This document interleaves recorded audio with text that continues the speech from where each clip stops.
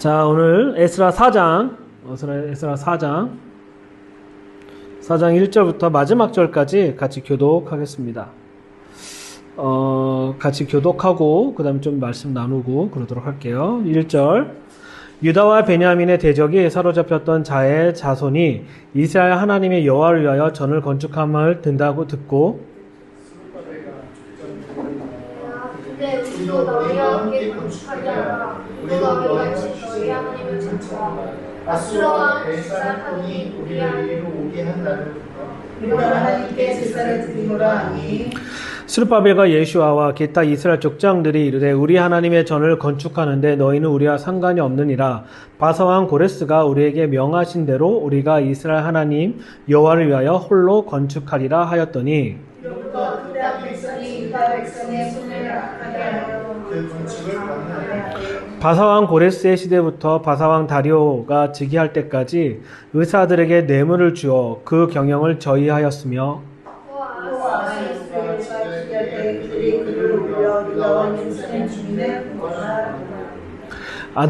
아닥사스다 때에 비슬람과 미드르닥과 다브엘과 그 동료들이 바사왕 아닥사스다에게 글을 올렸으니 그 글은 아랍 문자와 아랍 방언으로 써서 진술하였더니 방백 루음과 서기관 심세가 아닥사스다 왕에게 올려 예루살렘 백성을 고발하고 이르되 방백 루음과 서기관 심세와 그 동료 디나와 사람과 아밧 사람과 다블렛 사람과 아비스 사람과 아렉 사람과 바벨론 사람과 수산 사람과 대해 사람과 엘람 사람과 그밖에 백성 곧 조기야 도수나팔이 사마리아 산과 유브라데 강 건너편 다른 땅에 옮겨 죽은 자들과 함께 고발한다 하였더라. 아닥스다 왕에게 올린 그 글의 초본은 이러하니 강 서편에 있는 신복들은 왕에게 아뢰나이다. 당신에게서 우리에게로 올라온 유다 사람들이 예루살렘에 이르러 이 폐역하고 악한 성읍을 건축하는데 이미 그 기초를 수축하고 성곽을 건축하오니 이제 왕은 아시옵소서. 만일 이 성을 건축하여 그 성곽을 마치면 저 무리가 다시는 조공과 잡세와 부세를 바치지 아니하리니 필경 왕들에게는 손해가 되리이다. 우리가 이제 왕궁의 소금을 먹음으로 왕이 수치당함을 참아보지 못하며 사람을 보내어 왕에게 아뢰오니 왕은 10주의 사기를 살피시면 그 사기에서 이 성읍이 폐역한 성읍이라 예로부터 그 중에 항상 반역한 일들을 행하여 열왕과 각 도의 손해가 된 것을 보시고 아실지라. 이 성읍이 회판도 이 까닭이니이다. 이제 왕에게 아뢰오니 이 성읍이 주권되어 성곽에 충동되며 이로 말미암아 왕의 강 건너편 영지가 없었으리이다 하였더라. 왕이 방백 르움과 서기관 심세와 사마리아에 거하는 저희 동료와 강 서편의 다른 백성에게 조서를 내리니 일러스되 너희는 평안할지어다. 너희가 우리들을 내 앞에 낭독시키고 명하여 살펴보니 과연 이 성읍이 예로부터 열왕을 거역하며 그 중에 항상 폐역하고 모반하는 일이 행하였으며 예전에는 예루살렘을 다스리는 큰 군함들이 있어서 강 건너편 모든 땅이 그들에게 도움과 권세와 통행세를 바쳤구나. 이제 너희는 명을 전하여 그 사람들을 역사를 그치게 하여 그 성을 건축하지 못하게 하고 내가 다시 조서를 내리기를 기다리라. 너희는 성에서 이 일에 게으르지 말라. 어찌하여 화를 더하여 왕들에게 손해가 되게 하려 하였더라. 아닥스다 왕의 조서 초본이 르움과 서기관 심세와 그 동료 앞에서 낭독되매 저희가 예루살렘에 급히 가서 유다 사람들을 보고 권력으로 억제하여 그 역사를 그치게 하니 같이 읽겠습니다. 예루살렘에서 하나님의 전 역사가 그쳐서 아멘. 오늘 4장은 되게 중요한 포인트 중에 하나예요. 그러니까 3장까지는 성전을 건축을 하고 성전의 대 그러니까 기초가 있는 것까지 보고 기뻐했다가 이제 4장에서 누가 왔냐면 그냥 쉽게 얘기해서 사마리아 사람들, 아시리아 사람들이 넘어왔던 이 북이스라엘에 있었던 사람들이 혼혈이 되어갖고 그 사람들이 같이 건축을 하자고 했는데 남유다에 있는 사람들이 그걸 거부하죠. 왜 그러냐면 그 사람들은 우상을 섬겼던 사람이기 때문에 그래요. 우상을 섬기는데 하나님도 섬기고 바알신도 섬기고 마르쿠트도 섬긴. 그래서 신들을 다 섬겼지만 하나님도 섬겼던 사람들. 이 사람들이 와서 우리도 너희 하나님의 전을 같이 건축하자고 했을 때 이 베냐민과 유다에 있는 사람들은 그를 거절한 이유가 있습니다. 왜 거절했을까요? 제가 이번에 이제 로시아샤나와 나팔절에 글을 올렸었어요. 그러니까 유다 사람들의 특징적인 바벨론의 포로를 잡히고 난 다음에 마르쿠트라는 신전이 있는데 그 신을 따르는 신들이 몇 명이냐면 총 50명의 신들이 있고 그 중에 대빵이 누구냐면 마르쿠트예요. 마르쿠트가 누구랑 똑같은 거냐면 제우스랑 똑같아요. 제우스. 현재 제우스랑 똑같은데 그 마르쿠트 신전을 섬기는 사람들의 모습을 보면서 유다 지파에 있는 사람들도 거기 있는 사람들도 그 영향을 상당히 받았다라는 거죠. 그리고 더 중요한 건 뭐냐? 왜 그들이 바벨론의 포로로 잡혀갔느냐에 대해서 왜 그들이 생각했냐면 우리의 문제는 뭐부터 시작했다? 우상을 섬기는 거가 있었다라는 거예요. 그래서 예레미야가 예루살렘 성을 패망할 거에 대해서 계속 예언을 했고 왜 그랬을까?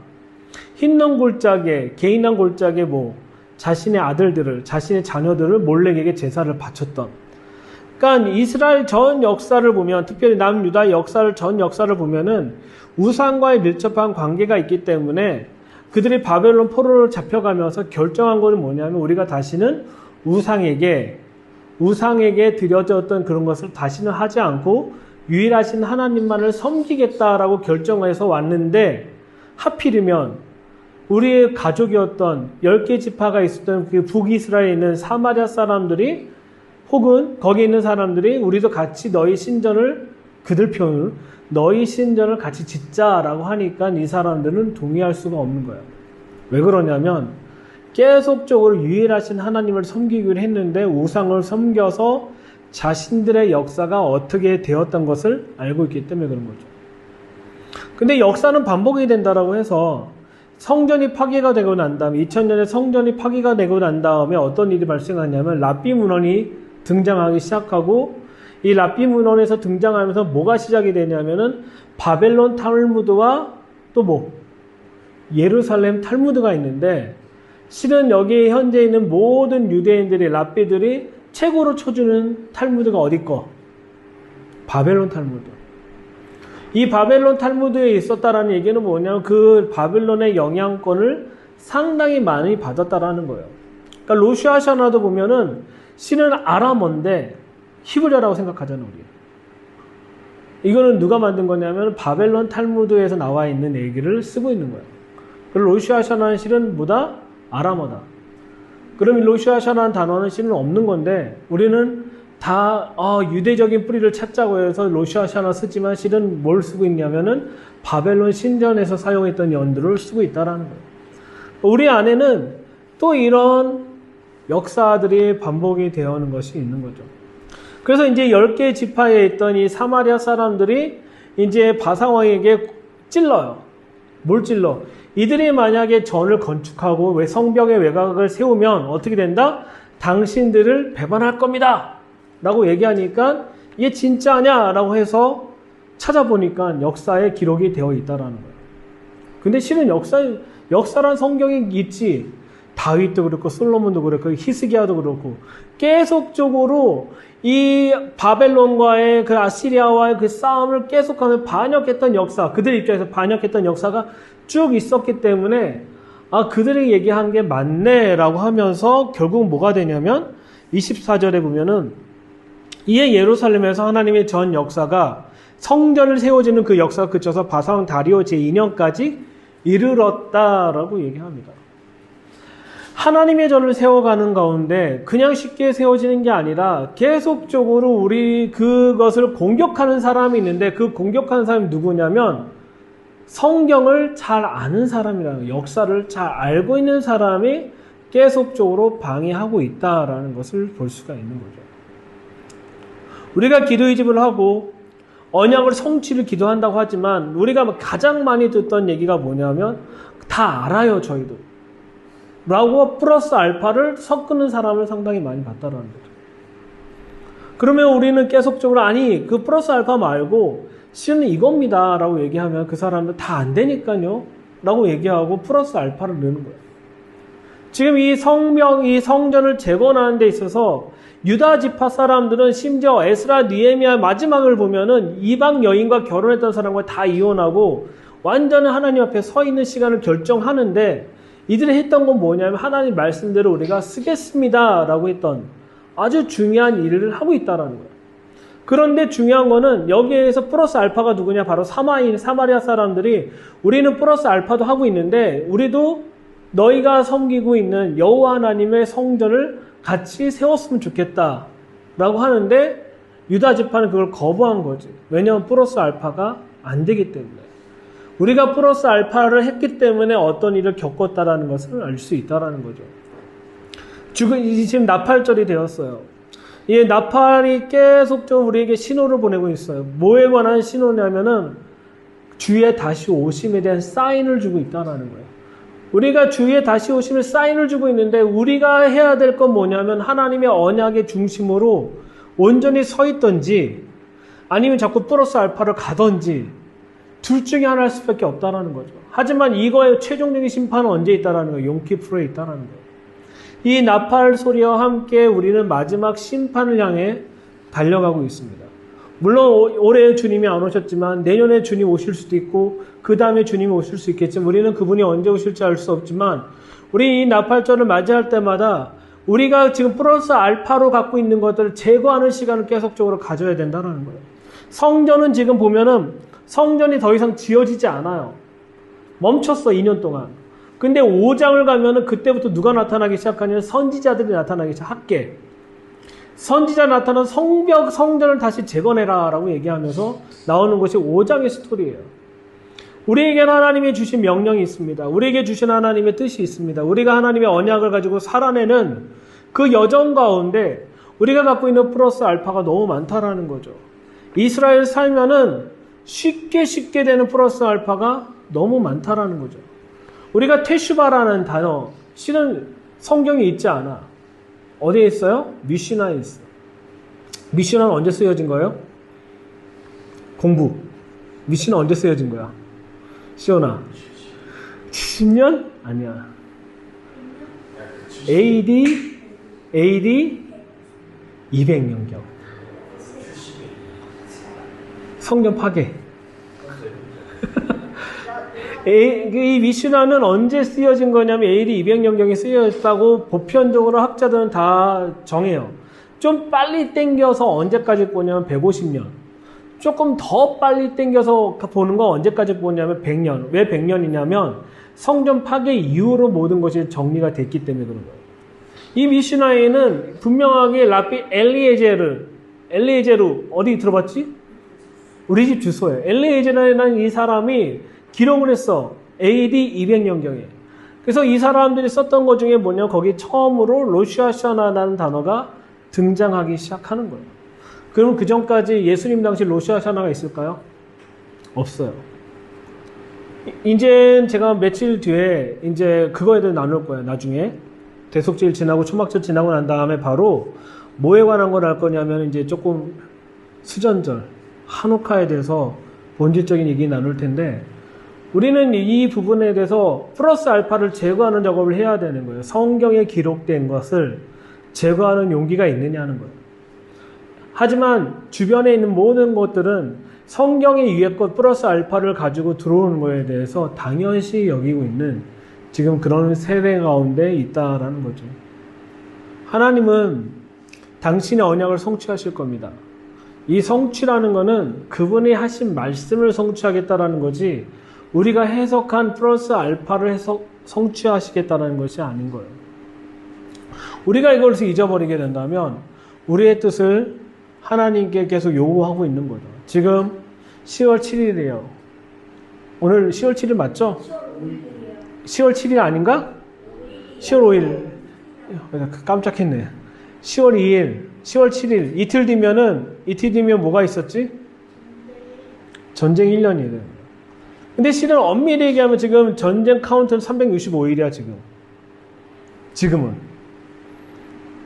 처음 들어요? 365일. 그러니까 이틀 뒤면 367일이 되는 거야. 엄밀히 얘기하면 오늘이 1년째 되는 날이에요, 정확하게. 그러니까 태양력으로 1년째 되는 날이에요. 우리 노프치온이 이 전쟁과 시작한 그 날이 바로 오늘이었다는 거예요. 1년째 되는 날. 우리가 예배와 하나님께 드려지는 그 시간들, 하나님께 정말 어떻게 우리가 살아야 될 것인지를 전쟁과 시작을 했다라면은 이 두 번째 해에는, 두 번째 시즌 가운데는 우리가 언약 안에서 어떻게 살아야 될 것인지를 다시 한번 생각하며 주님께 나갔으면 좋겠습니다. 정말 우리 플러스 알파를 추구하는 게 아니라 그 원래 것들을, 원래 오리지널 성경에 주어진 말씀을 가지고 살아내는 그런 높은 지원이 됐으면 좋겠고, 하나님이 그렇게 세워주고 가는 과정에 있다라고 생각합니다. 그래서 여러분 오늘 그렇게 주님 안에서 세워지는 시간 되었으면 좋겠고, 이제 조만간 금요일날 저녁부터 토요일날 저녁까지 뭐죠? 용키프로예요. 그래서 그때는 우리가 예배를 하지 못해요. 왜냐면 여기까지 걸어와야 되는데 걸어올 사람 그래서 미리 광고하지만 그날 우리가 같이 금식하며 주님 앞에 나가는 시간을 갖도록 하고, 12세 여자는 12세 남자는 13세 금식을 할 수 있어요. 그래서 이상은 금식할 수 있지만 자유의 의지에 맡기고 정말 주님 앞에 어저께 그 강의 중에 유병선 목사님 강의 중에 하나가 되게 중요한 게 있어요. 성회를 모인다라는 게 읽다잖아. 되게 중요한 거예요. 읽는 거. 그러니까 이 절기의 특징적인 건 다 뭐에 관한 걸 읽냐면 성경에 관한 걸 읽는 것이 보다 성회다라는 거. 그것이 본질적인 성회라는 것으로 우리가 생각했으면 좋겠고, 그래서 우리가 성경을 쭉 읽어가면서 우리 주님 앞에 이 절기를 살아내는 시즌이 되었으면 좋겠습니다. 기도하고 마치겠습니다. 하나님 감사합니다. 오늘 예배 가운데 함께 주신 주님을 찬양하고 더 주님께 나아가며 주님께 공부하는 시간 되게 하여 주십시오. 이 절기 안에 우리의 삶이 들어가게 하여 주시고, 절기 속에서 그리스도의 생명이 풍성할 수 있는 시간이 되게 하여 주시고, 특별히 성전을 재건하고 성전을 재건하는 가운데 그 사마리아 사람들과 그 주변에 있는 사람들이 방해했었지만 유대인들이 결정했던 것은 한 분 하나님만을 섬기고 한 분 하나님을 섬기는 그 손으로만 그 성전을 건축한다는 그 결단을 보았던 것처럼, 하나 우리 삶 가운데 다른 것을 섞지 않고 하나님의 말씀만 붙잡고 살아날 수 있도록 우리를 인도하시고 이끌어 주십시오. 주님 감사하며 예수님의 이름으로 기도드립니다.